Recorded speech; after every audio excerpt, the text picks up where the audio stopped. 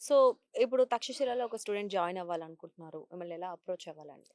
బేసిక్‌గా తక్షశిల బ్రాంచెస్ 3 చోట్లున్నా, నేను ఎక్కువ స్టేషన్ విజయవాడలో ఉంటానండి. మాక్సిమం నేను అందుబాటులో ఉంటా. ఎందుకంటే, సివిల్స్ కోచింగ్ సెంటర్స్ ఎక్కడ సక్సెస్ అవుతాయి అంటే, ఒకటే చోట హెడ్ ఆఫీస్ దగ్గర మాత్రమే ఎక్కువ సక్సెస్ రేట్ ఉంటుంది. ఎందుకంటే, ఆహ్, సోల్ ఐడియల్స్ ఉండే ఒక పర్సన్స్ ఆ ఇన్‌స్టిట్యూట్‌ని ముందుకు తీసుకెళ్ళే పర్సన్స్ హెడ్ ఆఫీస్‌లో ఉంటాయి. అలాగే విజయవాడలో మేము మాక్సిమం అందుబాటులో ఉంటాం. మా కౌన్సిలర్స్ ఉంటారు. నేను కావచ్చు మీకు 24/7 ఐ మీన్ వర్కింగ్ అవర్స్‌లో అందుబాటులోకొచ్చేస్తాం. మీకున్న డౌట్స్ మాక్సిమం క్లారిఫై చేస్తారు. అలాగే మీరు మమ్మల్ని కన్సల్ట్ అవ్వాలనుకున్న ఆఫీస్‌లో కన్సల్ట్ చేయొచ్చు.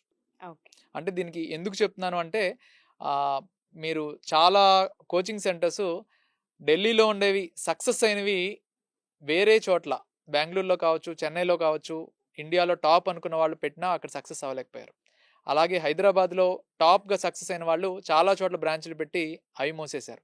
ఎందుకు అంటే దానికి ఆహ్, లీడర్‌షిప్‌గా ఉన్న పర్సన్ ఎక్కడుంటే అక్కడ డెఫినిట్‌గా బెటర్ రిజల్ట్స్ రావడానికి స్కోప్ ఉంటుంది. రిసోర్సెస్ పర్ఫెక్ట్‌గా అందుతాయి. అందుకని మిగతా కోచింగ్ సెంటర్స్ అన్నీ ఐ మీన్ ఐఐటీస్, నీట్స్ లాంటివి ఎలా ఉన్నా గూడా సివిల్ సర్వీసెస్ లాంటివి హెడ్ ఆఫ్ ది ఇన్‌స్టిట్యూషన్ ఎక్కడ అందుబాటులో ఉంటే అక్కడ రిజల్ట్ బావుంటుంది.